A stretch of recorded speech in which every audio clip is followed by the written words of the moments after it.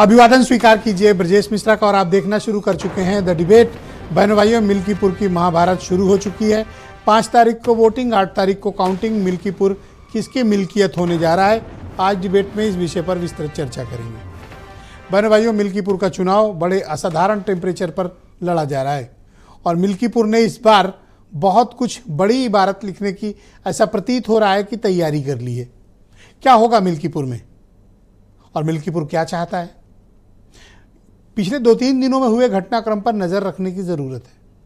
पिछले 2 दिनों के घटनाक्रम में अयोध्या में एक दलित युवती की हत्याकांड ने माहौल को काफ़ी कुछ गरमा दिया है और उसके बाद मुख्यमंत्री योगी आदित्यनाथ की एक बड़ी जनसभा और आज अखिलेश यादव की बड़ी रैली, एक दूसरे को करारा जवाब देते हुए मिल्कीपुर की मिल्कियत दोनों पार्टी छोड़ना नहीं चाहती हैं और ये चुनाव बीजेपी बनाम सपा से ज़्यादा योगी आदित्यनाथ वर्सेस अखिलेश यादव हो गया है और दोनों के सिपह सलार ग्राउंड जीरो पर ज़बरदस्त चुनाव प्रचार और लड़ाई लड़ रहे हैं। मिल्कीपुर पर पूरे देश की निगाह है। उसका कारण है अयोध्या की सीट भारतीय जनता पार्टी 2024 के जनरल इलेक्शंस में हार गई थी। हारने के बाद भारतीय जनता पार्टी को उसकी टीस आज तक महसूस हो रही है, इसलिए मिल्कीपुर जीतकर वो इस हार की बराबरी करना चाहते हैं ताकि वहां अवधेश पासी के बेटे को अगर बीजेपी ने परास्त कर लिया तो अयोध्या की हार का बदला इसे माना जाएगा।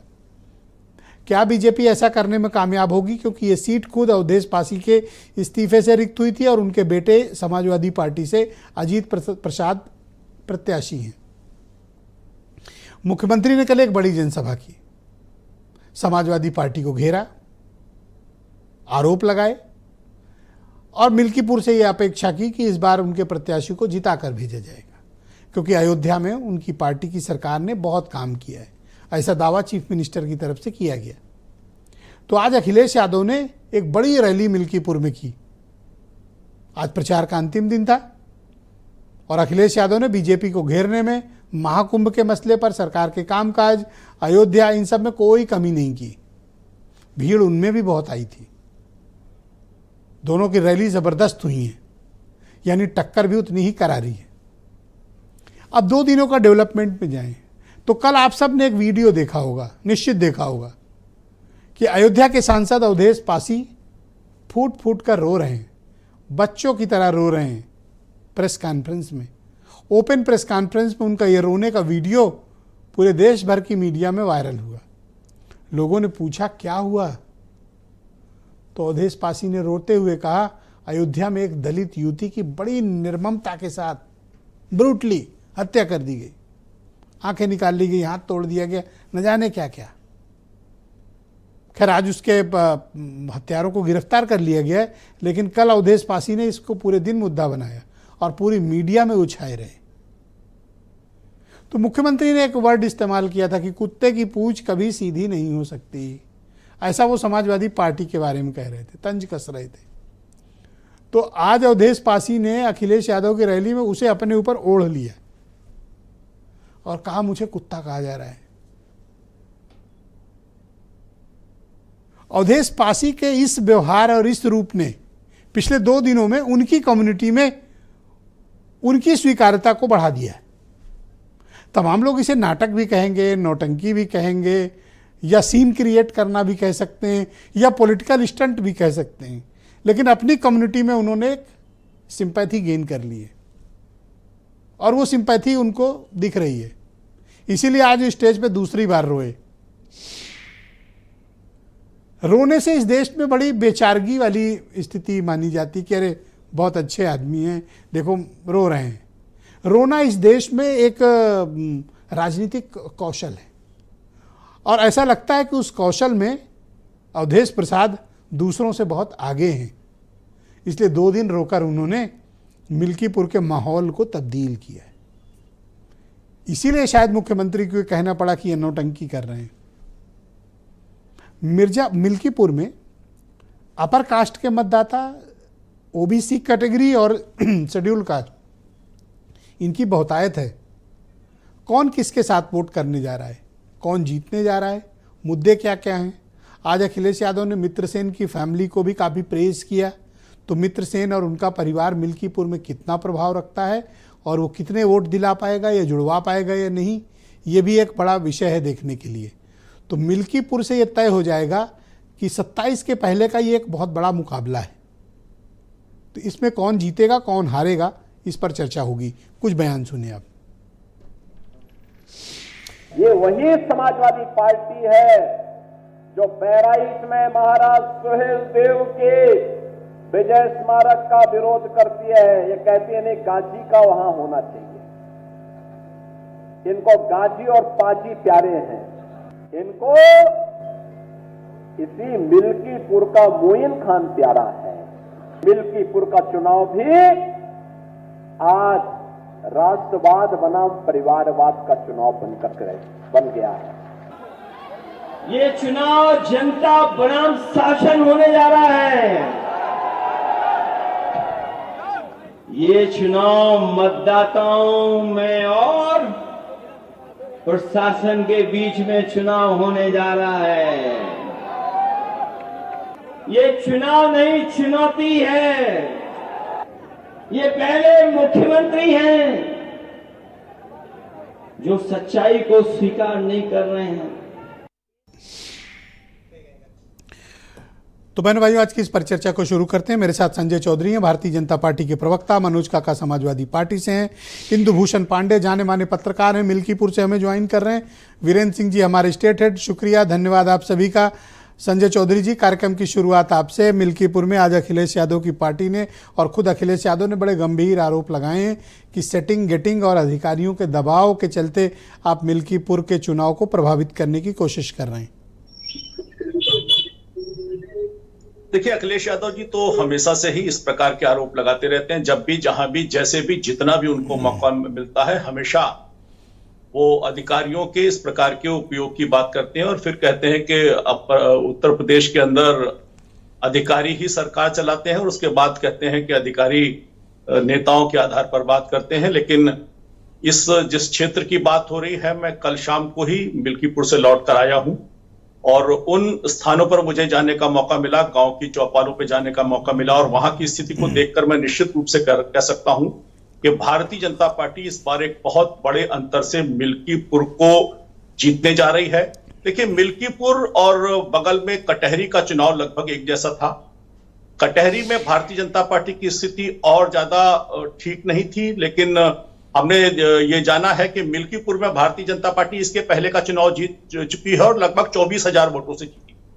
लेकिन पिछली बार का चुनाव लगभग 13,000 वोटों से हारा था। लेकिन इस विधानसभा क्षेत्र में जिस प्रकार की वहां पर जमीनी हालात हैं, वो जमीनी हालात विकास के लिए चुनाव को ले जा रहे हैं और विकास करने वाली पार्टी को निश्चित रूप से भारतीय जनता पार्टी के रूप में वो स्वीकार करते हैं। और ये बात आप जान लीजिए, केवल समय का फेर है। 8 तारीख को निश्चित रूप से भारतीय जनता पार्टी, आपने शब्द इस्तेमाल किया कि कटहरी में हमारी स्थिति ठीक नहीं थी, वहां तो अच्छे मार्जिन से फिर जीत गए, तो स्थिति ठीक नहीं होने पर आप ऐसे जीतते हैं? देखिए, ऐसा है कि कटहरी की स्थिति यहां से क्यों थी, क्योंकि कटहरी हमने 1991 में जीता और मिल्कीपुर को 2017 में ही हम जीत चुके थे और 2017 में जहां तक मेरी जानकारी है, भारतीय जनता पार्टी 28,000 वोटों से जीती। तो जिस विधानसभा चुनाव को एक चुनाव पहले ही भारतीय जनता पार्टी जीत चुकी है और मैं निश्चित रूप से जिस प्रकार की ग्राउंड रियलिटी से मैं आया हूं, लगातार 4 दिन में उस कॉन्स्टिट्यूंसी में था। विजयेश जी, निश्चित मानिए भारतीय जनता पार्टी कम से कम 40,000 वोटों से इस विधानसभा क्षेत्र को जीतने वाली है, क्योंकि यहां की जनता ने विकास के लिए भारतीय जनता पार्टी को वोट देना एकदम तय मान लिया है। और जिस प्रकार से एक ये वही जनता है जो 2024 में हराई थी अभी आपको, ऐसा क्या 6 महीने में हो गया? देखिए, 6 महीने में वही हुआ जो बीते विधानसभा के उपचुनाव में आपने अपनी आंखों से होता हुआ देखा है। जनता के परिवर्तन को आपने चुनाव के परिणाम में मुझको लगता है कि निश्चित रूप से महसूस किया होगा। जब उन विधानसभा चुनाव के उपचुनाव में इस प्रकार के रिजल्ट आ रहे हैं, जनता ने अपने निर्णय को पुनर्परिभाषित किया है। निश्चित रूप से मिल्कीपुर में भारतीय जनता पार्टी इस बार बड़ी विजय के साथ सामने आएगी। विकास के लिए वहां की जनता प्रतिबद्ध है और वहां के जो 5 साल का जो विकास है ठप हुआ, निश्चित रूप से जनता अच्छा, विकास कल के से लिए भारतीय कुछ जनता पार्टी- वीडियो वायरल है, मैं उम्मीद करता हूं कि आपकी नजर जरूर पड़ी होगी अवधेश पासी के फूट फूट कर रोते हुए। यह भारी पड़ रहा है आप पे? ब्रजेश भाई, आपने देखा होगा, ये चुनावी आंसू है। अवधेश प्रसाद जी के बेटे चुनाव हार रहे हैं, ये एकदम स्पष्ट इबादत वहां लिखी जा चुकी है। और अगर किसी दलित बेटी के साथ इस प्रकार से वो पहले ही भाव विभोर हुए होते, इन्हीं की इस कॉन्स्टिट्यूंसी में दलित बेटी के साथ बलात्कार हुआ था, तब उनके आंसू क्यों सूख गए थे? क्यों? क्योंकि अब चुनाव है, चुनाव में हार सामने दिख रही है और उस हार से अपने आप को बचाने के लिए निश्चित रूप से राजनीतिक लाभ लेने के लिए कर रहे हैं। लेकिन जनता नीचे एकदम परिवर्तन का मन बना चुकी है और भारतीय जनता पार्टी 8 तारीख को शाम को मुझे लगता है कि 4 बजे हम भी मिलेंगे, आप भी मिलेंगे। भारतीय जनता पार्टी का नया नेतृत्व इस मिल्कीपुर विधानसभा क्षेत्र में जीतकर सामने आने वाला। 4 बजे के पहले ही मिलेंगे हम लोग, 11-12 बजे तक परिणाम स्पष्ट होगा। मैं मनोज बिल्कुल। जी, मैं मनोज काका को आमंत्रित करता हूं, समाजवादी पार्टी के प्रवक्ता हैं। बहुत शुक्रिया आपका। मिल्कीपुर तो बता रहे हैं संजय चौधरी की तो जीत गए 40,000 वोट से। हार स्वीकार लिए क्या अभी? देखिए, मिल्कीपुर ये उसी तरह से जीत गए जिस तरह लोकसभा चुनाव में ये 400 जीत रहे थे। ये मिल्कीपुर उसी तरह से जीतेंगे जिस तरह से अभी पूर्व में वहाँ अयोध्या जीते हैं।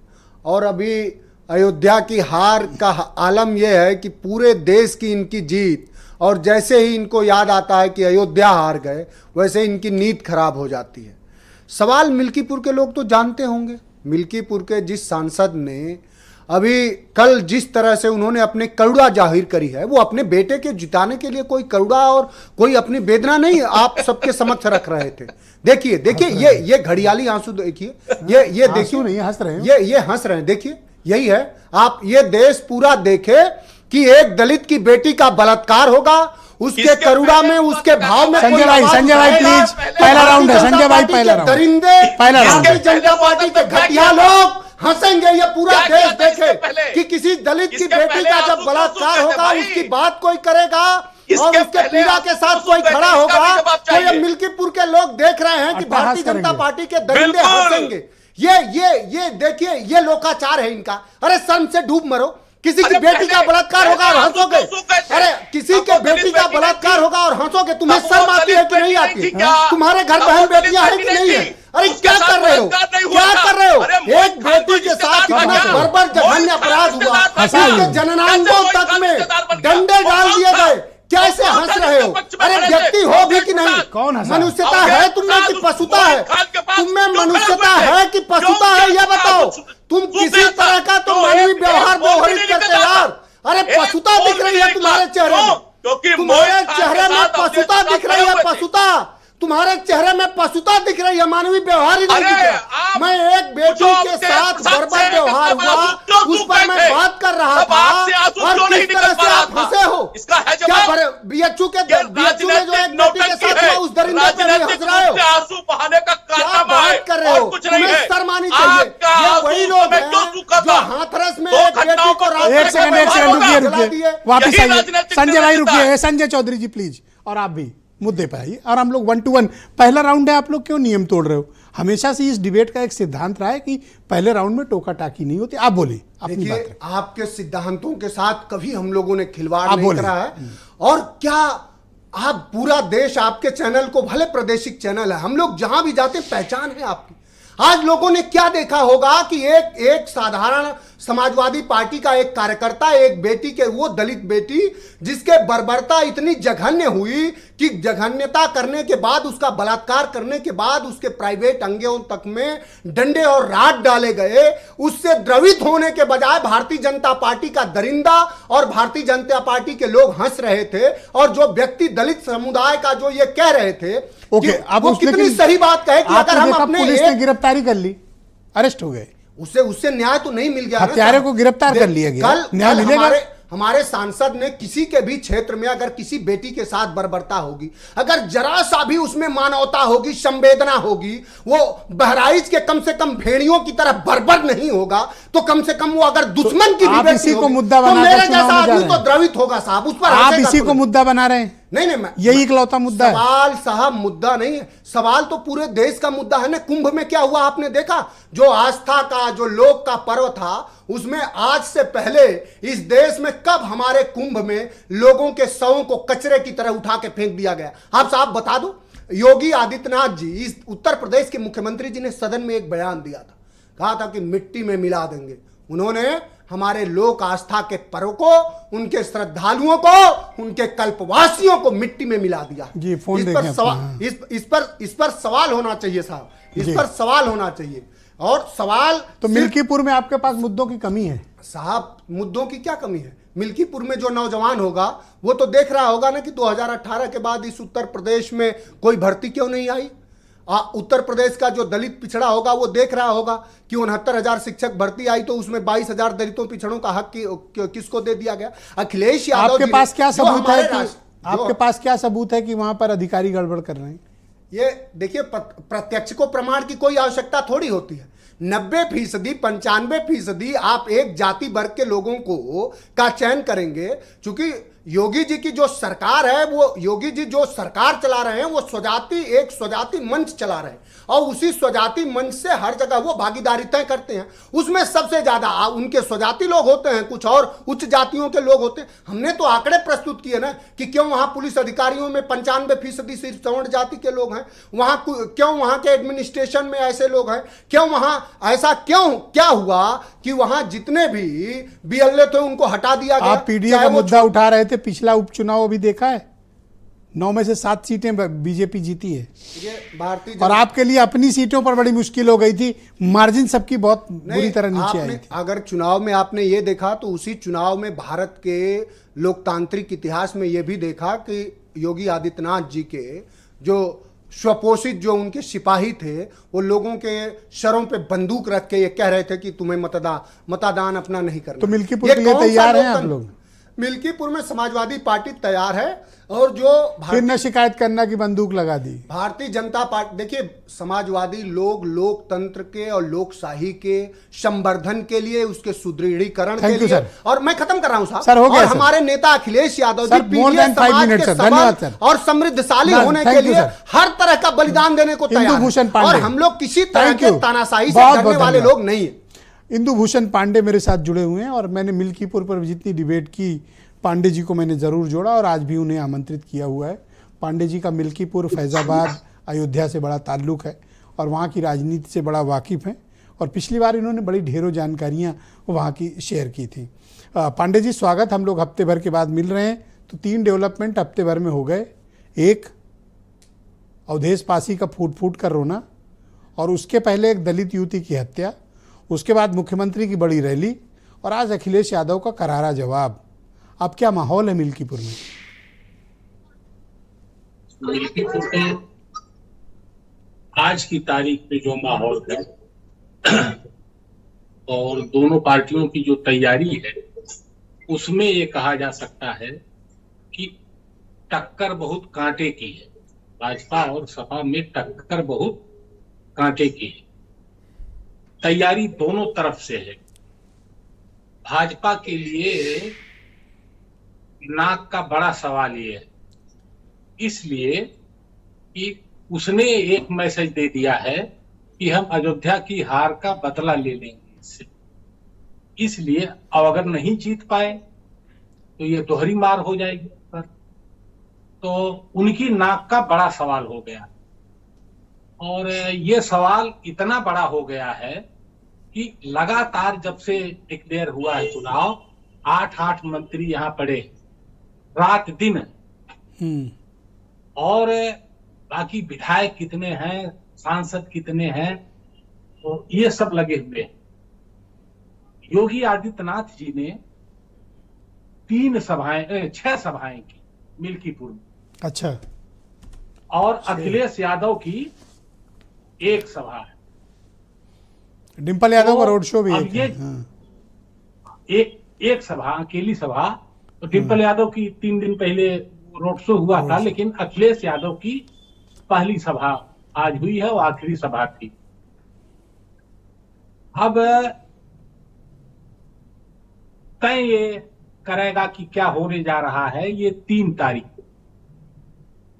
3 तारीख को, 5 को क्योंकि ये उपचुनाव है जी और देखने में भी आ रहा है जी और सपा का आरोप भी है कि हर हथकंडे सत्ता अपना रही है,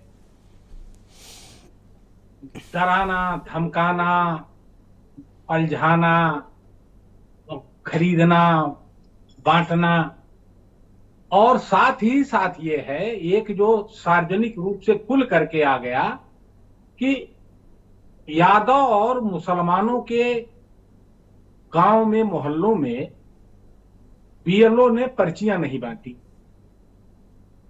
तो एक तो ये है, अब इसका असर कितना पड़ेगा मैं शून्य समझता हूं कि पर्ची न बांटने का शून्य असर होगा, इसलिए कि 18 विकल्प हैं, वोटर लिस्ट से सब अपना नंबर नोट कर लेंगे, एक पर्ची लिख के चले जाएंगे।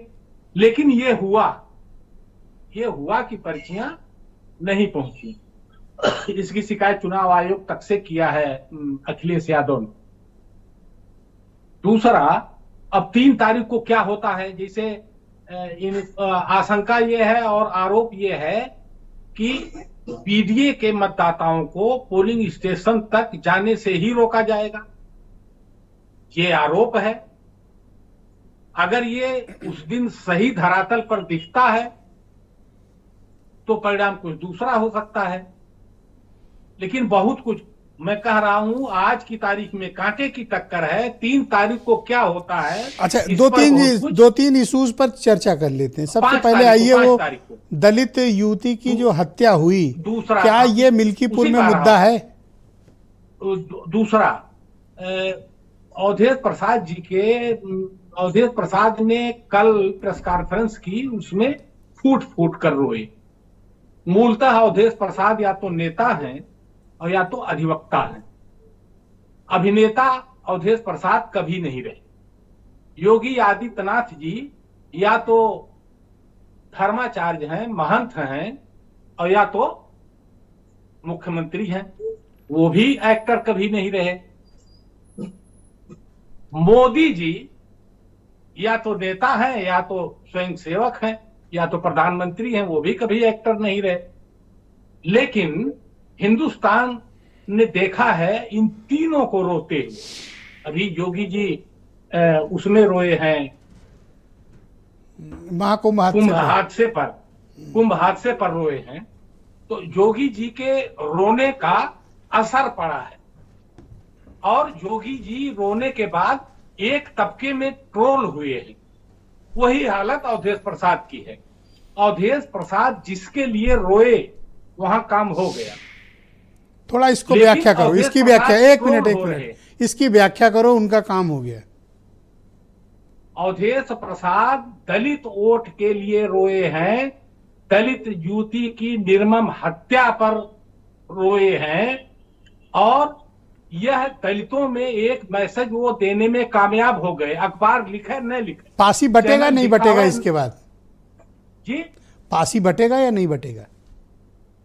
नहीं, पासी तो मैं आपके साथ पहले भी बैठा था। पासी पर होल्ड अवधेश प्रसाद का हमेशा रहा है।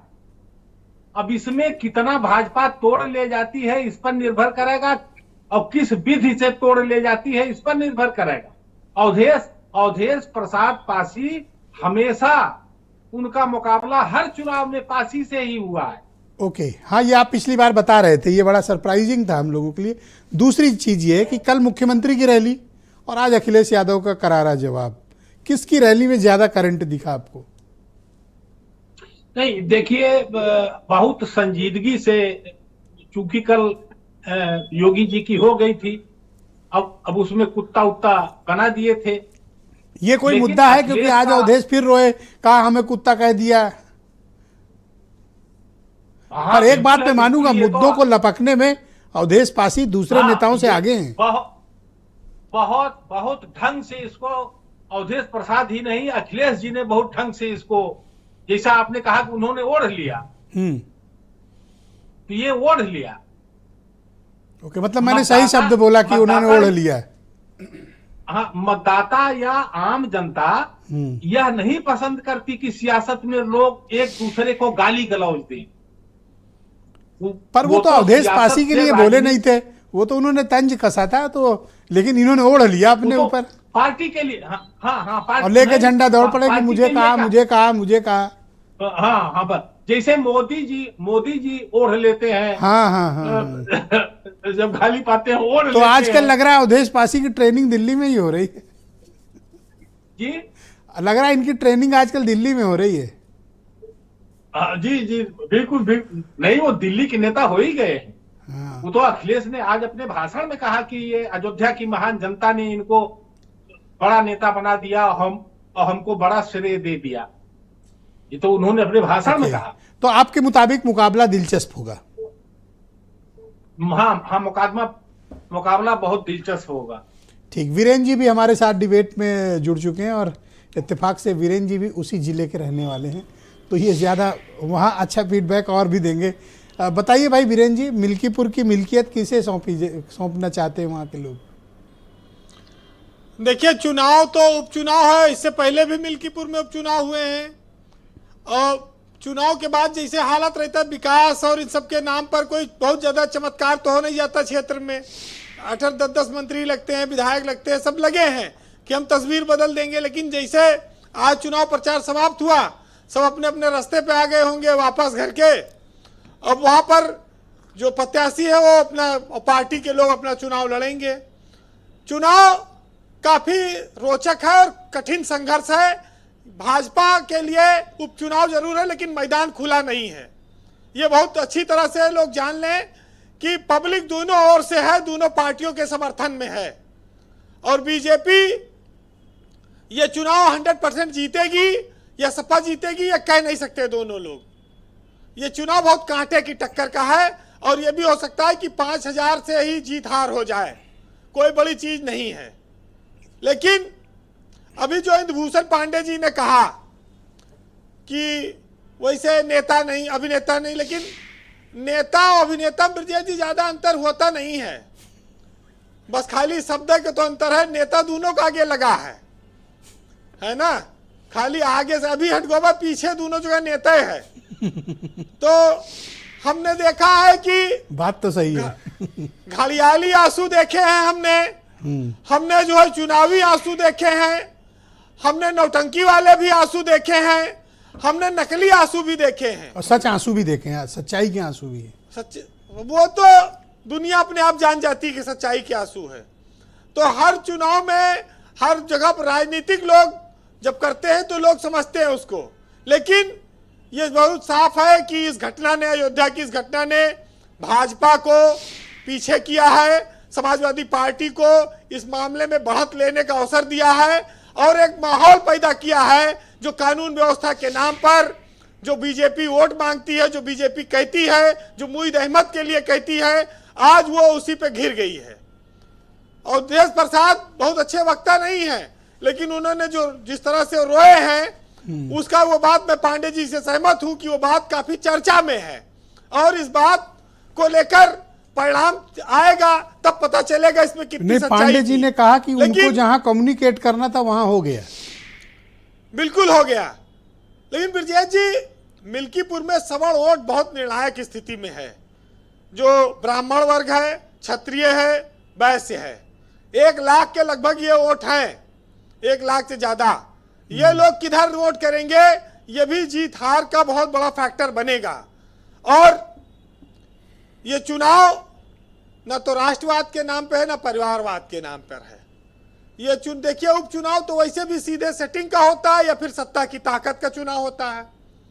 और इस चुनाव में मैंने पहले भी कहा था कि सपा के पास अवधेश प्रसाद से बढ़िया कैंडिडेट नहीं हो सकता था, वही सबसे बेहतर चुनाव ये लड़ सकते थे और देखिए वो बात सामने आ गई। और परिवारवाद का आरोप भले लगा समाजवादी पार्टी पर कि वो बढ़ावा दे रही है, लेकिन अवधेश प्रसाद के अलावा किसी टिकट देते तो वो भाजपा के सामने टिक के लड़ ना पाता। तो ये तो मिल्कीपुर में साफ हो गया। लेकिन अब बात यह है कि जहां राम मंदिर बना हो, जहां अभी सालगिरह मनाई गई, जहां पर मुईद अहमद जैसा मुद्दा आया था, वो सब मुद्दे चलेंगे या वहां पर प्रत्याशी की अपनी जो कहते हैं कि जो छवि है या नाम है वो चलेगा। अजीत प्रसाद से ज्यादा अवधेश प्रसाद की लड़ाई है, क्योंकि अयोध्या की हार का बदला वहां मिल्कीपुर में भाजपा लेना चाहती है। अजीत हारेंगे तो ये कहा जाएगा अवधेश हारे, और अजीत जीतेंगे तब भी ये कहा जाएगा अवधेश प्रसाद जीता है अपन सीट। तो ये बड़ी साफ वहां पर स्थिति है। चंद्रभान पासवान जो आए हैं उनके साथ एक ही समस्या है कि वो रुदौली में ज्यादा समय रहे हैं, जिला पंचायत सदस्य रहे हैं, उनकी बीवी भी है, साड़ी के कारोबारी है गुजरात में। लेकिन वो मिल्कीपुर में पहले उम्मीद थी कि मित्रसेन का जो परिवार है वो विरोध करेगा अवधेश प्रसाद का, तो सब भाजपा को फायदा होगा। लेकिन उसको अखिलेश यादव मना लाए हैं और वो सब आज मंच पर रहे। तो भाजपा के लिए एक कहा जाए तो यहाँ पर जो बैलेंसिंग स्थिति बन रही थी वो थोड़ी सी उनकी कमजोर है। और चंद्रभान पासवान पर कहा जाता है कि पैरासूट नेता है वो। अच्छा, वो मैंने देखा उसका- खब्बू तिवारी और ये सब लोग भी काफी वहां पर काम करते देखे गए हैं। इन लोग का क्या इम्पैक्ट है? खब्बू तिवारी, अभय सिंह, लल्लू सिंह।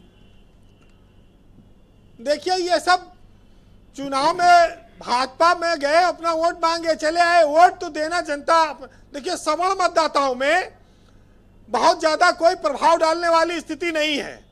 ब्राह्मण वर्ग में, क्षत्रिय में ये लोग अपने हिसाब से मतदान करेंगे, इनके अपने जो जिसके प्रति निष्ठा होगी, रिश्ते होंगे। तो ये चुनाव सबको पता है कि उपचुनाव सत्ता का उपचुनाव है, और इसमें नेता अपने अपनी जात के हिसाब से लगे हैं। लेकिन इतना कहा जाए कोई बहुत निर्णायक वोट दिला पाएगा ये थोड़ा कठिन है। वैसे खब्बू तिवारी के साथ सहानुभूति है कि भाई उनको वो चुनाव हार गए थे, भाजपा उनको एडजस्ट करेगी आगे कहीं, क्योंकि अब अभय सिंह भी उसी सीट से आ गए हैं भाजपा में। तो टिकट दो में से एक ही तो मिलेगा, तो कहां जाएंगे ये दो में से एक? तो ये वहां पर लोगों में सवाल है कि अभी भैया वोट तो मांगा तो पता नहीं टिकट मिले कि ना मिले आपका। और दूसरा यह है कि मित्रसेन के परिवार का जो मामला था वो सपा ने अपने पक्ष में कर लिया जी। तो ये चीजें इतनी आसान नहीं है। देखिए, तो चुनाव एक तरफा है या फिर कांटे का मुकाबला है? देखिए चुनाव एकदम कांटे के मुकाबले पर है, और भाजपा के लिए इज्जत का भी सवाल है। अब इसमें कौन कितना सहयोग दे पाएगा? अभी सरकारी मशीनरी के दुरुपयोग का भी आरोप लग रहा है। पर संजय लेकिन चौधरी जब ने इतने तक- दम से कैसे कहा कि 40,000 से जीतेंगे? देखिए ये स्वाभाविक है। कॉन्फिडेंस कैसे आया? देखिए जो जमीन पे है उनको चुनाव दिख रहा होगा, और चुनाव तो देखिए माहौल बन जाता है। अब जिस तरह से घटना हो गई अयोध्या में, उसने भाजपा का माहौल खराब किया और अवधेश प्रसाद का माहौल बढ़िया बना दिया। तो ये तो माहौल का है, अभी कल तक फिर माहौल कोई बदल जाए कोई बड़ी बात नहीं है।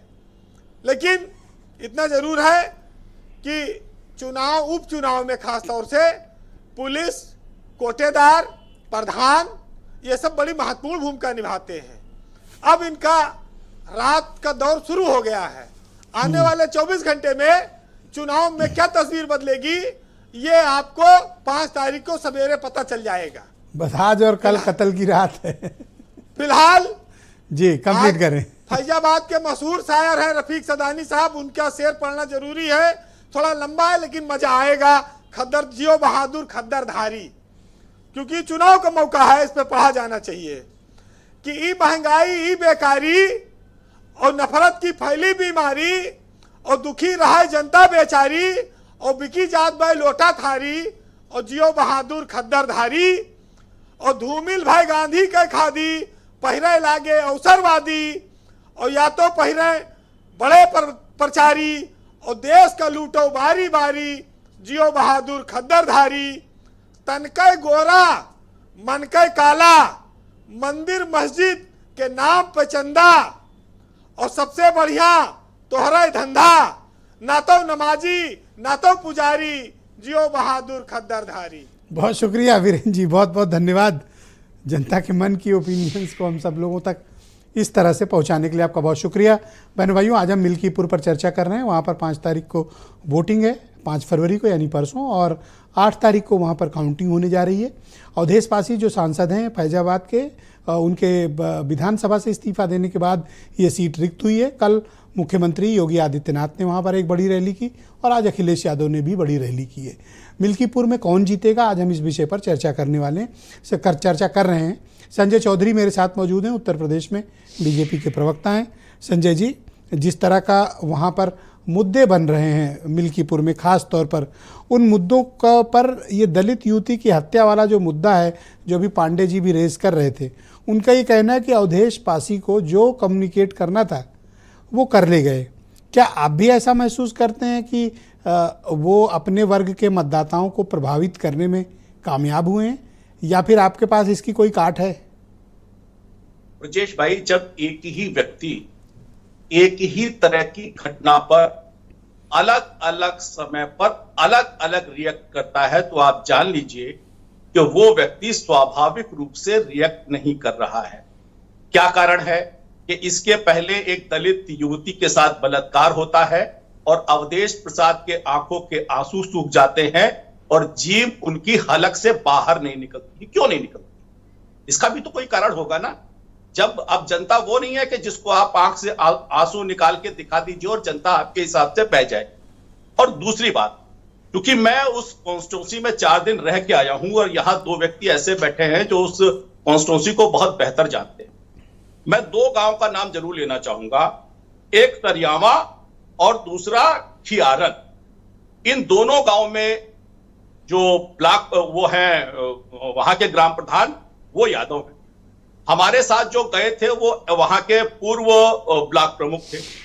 और इन दोनों गांवों में जाने के बाद लगभग 1.5-2 घंटा रहने के बाद, लोगों से संवाद करने के बाद, जिसमें पासी समुदाय के भी बहुत सारे लोग थे और यादव समुदाय के भी बहुत सारे लोग थे, इन लोगों से बात करने के बाद जिस तरह का फीडबैक मिला है, लोगों ने अपनी बात बताई है और जिस तरह से योगी और मोदी की योजनाओं के प्रति इन लोगों का भाव है, और लोगों ने महिलाओं के साथ खड़े होकर वहां यह प्रतिबद्धता दिखाई कि हम इस उपचुनाव में भारतीय जनता पार्टी को वोट दें। ये मैं चूंकि ग्राउंड रियलिटी बता रहा हूं, उस कॉन्स्टिट्यूंसी में हो के आया यादव लोगों ने कहा कि वो आपको वोट देंगे। निश्चित रूप से। देखिए, यही तो है ना। और आपने नाम पूछा था उनका। ब्रजेश भाई, कुदरकी में लोग क्या बोल रहे थे? कुदरकी के बारे में लोगों की क्या राय थी? और कुदरकी का चुनाव परिणाम आपने देखा है। कटहरी के बारे में लोग कहते थे कि कटहरी तो साहब भारतीय जनता पार्टी जीती नहीं सकती, क्योंकि 1991 में कुदरकी जीती थी, उसके बाद कुदरकी कभी नहीं जीती। लेकिन 2017 में इस मिल्कीपुर को भारतीय जनता पार्टी ने 26,000 वोटों से जीता है। तो क्या मैं ये मानूं कि आप ये कहना चाहते हैं कि अब मुसलमान और यादव बीजेपी के साथ खड़ा हो गया है? देखिए, कम से कम इस कॉन्स्टिट्यूंसी में जाने के बाद मैं ये कह सकता हूं कि जिन गांव में मैं गया, जहां मुझे संवाद करने का मौका मिला, जहां सीधे सीधे लोगों से बातचीत हुई, कम से कम उन गांवों में पासी समाज के लोगों ने भी और यादव समाज के लोगों ने भी ब्रजेश भाई भारतीय जनता पार्टी को वोट देने की बात कही है, उन्होंने समर्थन देने की बात कही है। और अच्छी बात यह है कि जब हम लोग गए तो वहां पर महिलाएं भी निकलकर सामने आई और उन्होंने इस बात को कहा कि जिस प्रकार से योगी आदित्यनाथ जी ने महिलाओं को सुरक्षित किया है, इस कॉन्स्टिट्यूंसी में यह स्थिति थी कि महिलाएं निकल नहीं पाती। तो ये जो बदलाव जमीन पर दिखाई दे रहा है, निश्चित रूप से इसका असर होता हुआ इस उपचुनाव में मुझे लगता है दिखाई देगा। और इसीलिए मैं आश्वस्त हूं कि भारतीय जनता पार्टी कम से कम 40,000 वोटों से इस कॉन्स्टिट्यूंसी को जीत कर दिखाई। ऑलराइट, देखिए यादव भी उनको वोट दे रहा है। मनोज जी, आपके हाथ से जमीन ऐसा लग रहा है फिसल रही है और आप देख नहीं पा रहे हो। वो बता यादव को मोहल्ला बताया उन्होंने, लाइन लगा के घरों से क्या कह रहे हैं? गांव बताया मैंने। गांव। और यादव के घर की महिलाएं निकल कर कह रही हैं कि वोट देंगी। और कितने प्रमाण दिए जाएं? देखिए, यादव इनको वोट कर रहा है, मुसलमान इनको वोट कर रहा है, इनको दलित वोट कर रहा है, तो कम से कम जब आप इन वर्गों का भी वोट पा रहे हो, फिर भी आप उत्तर प्रदेश का अगर आप गाजियाबाद से लेकर के जितेंद्र यादव से लेके जौनपुर से लेके झांसी तक देख लीजिए, उत्तर प्रदेश का यादव क्या ही देख रहा होगा कि उत्तर प्रदेश के यादव और दलित समाज के प्रति इनकी कितनी वेदना है कि उत्तर प्रदेश के वहीं चुनाव हो रहा है। इनसे पूछिए कि कितने यादव का पोस्टिंग करा है आपने, कितने यादव वहां एसएचओ हैं, कितने दलित एसएचओ हैं, कितने पासी एसएचओ हैं, कितने राजभर एसएचओ हैं, कितने ये सुरक्षा दी है, कुशवाहा एसएचओ हैं। आप सुरक्षा दी है दलितों को। अरे वो ये गांव में एक कहावत है कि मारे बरियरा रोवे न दे, तो ये भारतीय जनता पार्टी के लोग हैं। यादव तो छोड़िए साहब, योगी आदित्यनाथ जी मैंने बताया तो कि अपने स्वजाति लोगों का एक मंच चला रहे हैं वो, और वही इनके डीजीपी हो सकते हैं, वही इनके थानेदार हो सकते हैं, वही इनके असिस्टेंट प्रोफेसर हो सकते हैं, या वही उनके बेसिक शिक्षा अधिकारी हो सकते हैं, वही इनको बीएलओ हो सकते हैं। डीजीपी कायस्थ हैं, ठाकुर नहीं है। उत्तर प्रदेश के डीजीपी, हाँ, ये ठाकुर नहीं है। अच्छा, उत्तर प्रदेश कायस्थ हैं वो। उत्तर प्रदेश के चीफ सेक्रेटरी कम लोगों को पता होगा। उत्तर प्रदेश के हाँ, वो है उस कम्युनिटी के चीफ सेक्रेटरी कौन है उत्तर प्रदेश? हाँ, वो उस कम्युनिटी के हैं। इस उत्तर प्रदेश में 32 राज्य स्तर के विश्वविद्यालय हैं, उसमें कुलपति कौन लोग हैं?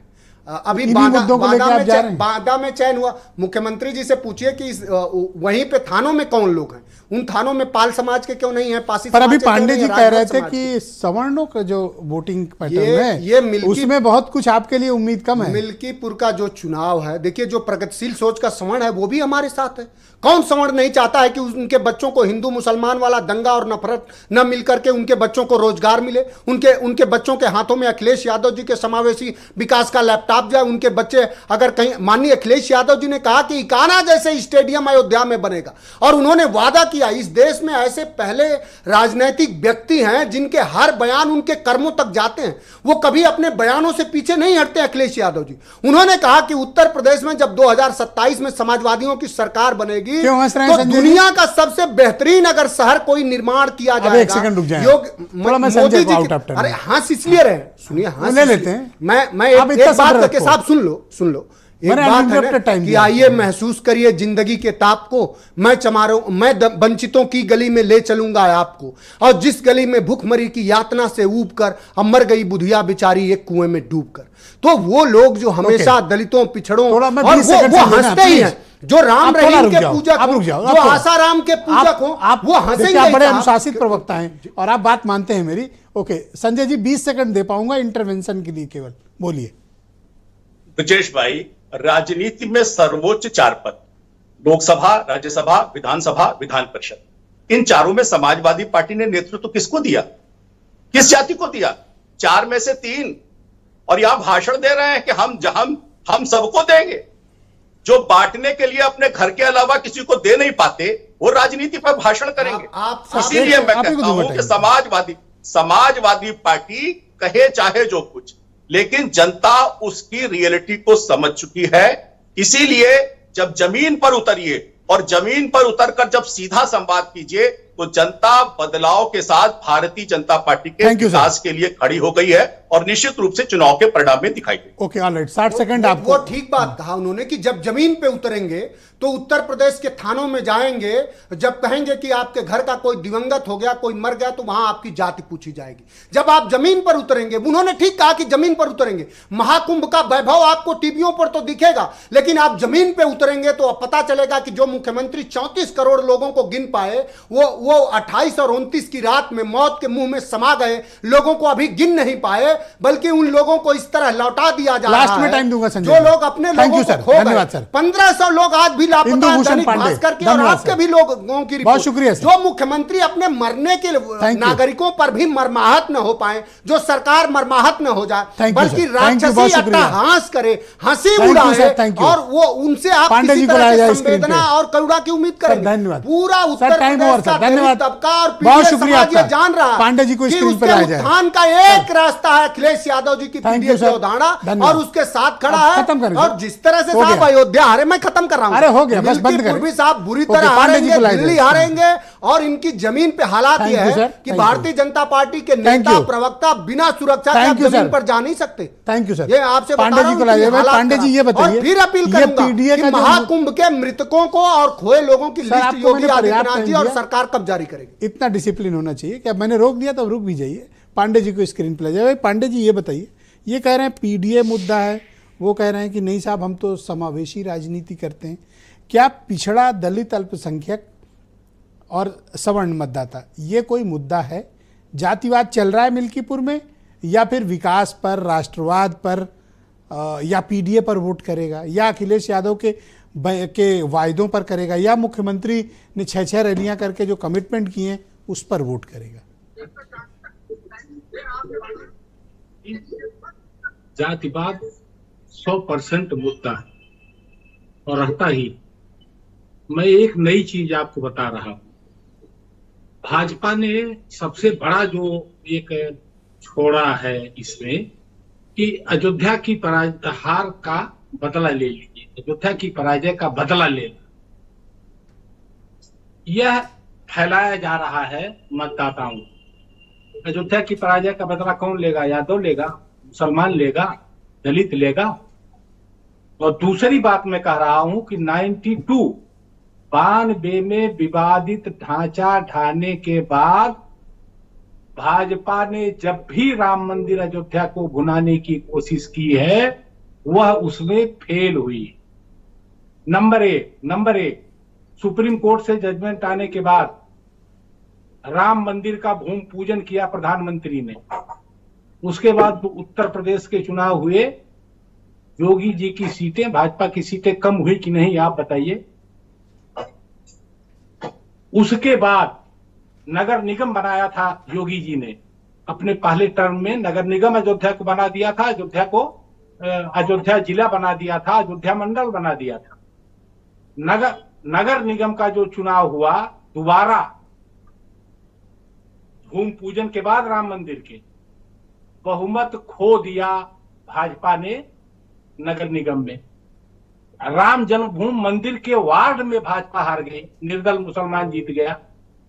राम जन्मभूमि ट्रस्ट क्षेत्र अध्यक्ष जो है नित्य गोपाल दास के वार्ड में भाजपा हार गई शिलान्यास के बाद, राम मंदिर के शिलान्यास के बाद। आपके मुताबिक ये मुद्दा बीजेपी जो सुनिए तो फिर राम मंदिर का उद्घाटन किया मोदी जी ने, और यहीं से चला कि जो राम को लाए हैं हम उनको लाएंगे। और उस चुनाव में भाजपा की सीटें कम हो गई, दम 400 का भरते। तो अयोध्या को कैश करने की जब भी कोशिश की गई, राम मंदिर को कैश करने की जब भी कोशिश की गई, मैं आपको नजीर दे रहा हूं, 92 के बाद कभी भाजपा कामयाब नहीं हुई। और इन्होंने कहा जो राम को लाए हैं हम उसको लाएंगे। अवधेश पासी ने सिर्फ एक नारा दे दिया, अब की मथुरा न काशी, अब की अवधेश पासी, और जीत गए। और पांचों विधानसभा, सबसे बड़ा डेंट तो अयोध्या विधानसभा में दिया इन्होंने, जहां हमेशा भाजपा 60 से 55, 60, 50 हजार की मार्जिन लेती थी लीड की, वहां 4000 पे सिमटे हैं, 4000 की लीड मिली ही। तो एक चीज जान लीजिए कि अयोध्या का हार का बदला ये सब चलने वलने वाला नहीं है। तो क्या चलेगा मिल्कीपुर में? जहां तक हमारी समझ मिल्कीपुर में क्या चलेगा आप बताओ? मिल्कीपुर में क्या चलेगा? मिल्कीपुर में विशुद्ध वही चलेगा जो हमेशा मिल्कीपुर में चलता रहा है। मिल्कीपुर में मित्रसेन यादव हमेशा अन्याय अत्याचार के खिलाफ दलितों, पिछड़ों, कुचलों की राजनीति की है और सर्वाधिक बार वहां से जनप्रतिनिधि चुने गए हैं। वह वहां की जनता के जहन में है और इसीलिए भाजपा को नाकों चने जमाने पड़ रहे हैं। मैं नहीं कह रहा कि भाजपा हारने जा रही, मैं अभी नहीं कह रहा फैमिली के पास कितने वोट होंगे? आप पिछली बार बता रहे थे 7-8 हजार वोट। क्या 7-8 हजार? आपने बताया था ना कि मित्रसेन की फैमिली के पास 7-8 हजार वोट होंगे, बस इससे ज्यादा नहीं।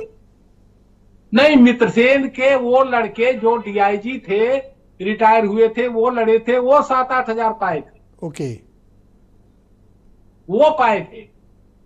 और तब आनंद सेन न्यूट्रल थे उस चुनाव में, लोकसभा के चुनाव में। आनंद तो आज मित्रसेन की फैमिली का ओपनली आना और अखिलेश यादव का उनके यहाँ जाकर सभा करना, खुल करके पूरी तरह से लगे। आज अखिलेश यादव मित्रसेन की समाधि पर गए हैं, वहां पुष्प चढ़ाए। और यही अखिलेश यादव, जब मित्रसेन यादव की डेथ हुई थी तो इनकी अंत्येष्टि में आ रहे थे, हेलीकॉप्टर से देखे तो कहे अरे इतने बड़े नेता थे मित्रसेन यादव। तो उनके साथ एक पत्रकार हेलीकॉप्टर में बैठा था, तो उसने कहा इतने बड़े नेता नहीं थे मित्रसेन यादव।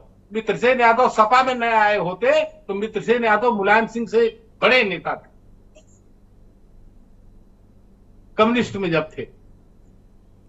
तो उस मित्रसेन यादव की जमीन पर मित्रसेन का जो जेन्युइन वारिस माना जाता है आनंद सेन, और आनंद सेन का लड़का जो क्या सेन है, ब्लॉक प्रमुख है, ये सब खुले तौर पर लगे हैं इस चुनाव में और अब मंचों पर दिखते हैं, कन्वेंसिंग में दिखते हैं।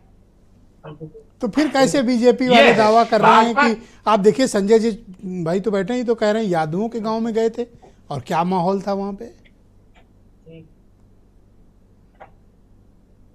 हमसे आप पूछ रहे हैं? आप ही से पूछ रहे हैं। यादवों ने स्वागत किया, नहीं, कहा हम वोट मैं- देंगे बीजेपी को। होंगे वो कहा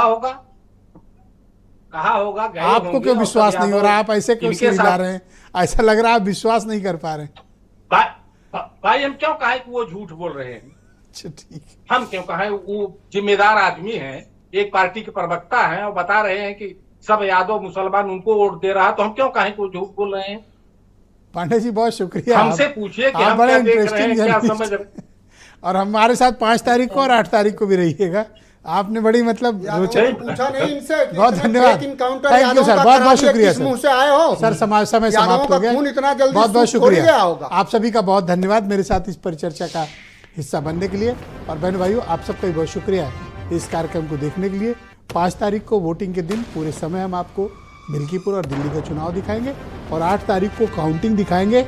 और आप हमेशा की तरह जानते हैं भारत समाचार सबसे पहले, सबसे सटीक और सबसे असरदार तरीके से हम आपको काउंटिंग दिखाएंगे। बहुत शुक्रिया, धन्यवाद, नमस्कार।